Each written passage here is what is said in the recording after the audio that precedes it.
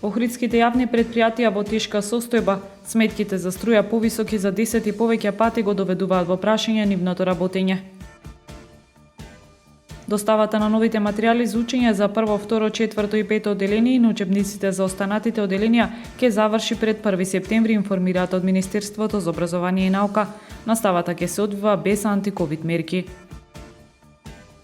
Охридски фестивал на виното од 8 до 10 септември. Целта е продолжување на летната туристичка сезона и привлекување на гости во овој период од годината.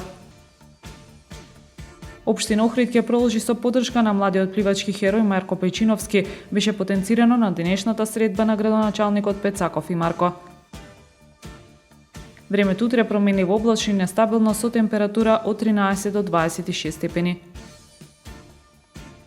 Следевте една минута вести на Охрид Нјуз.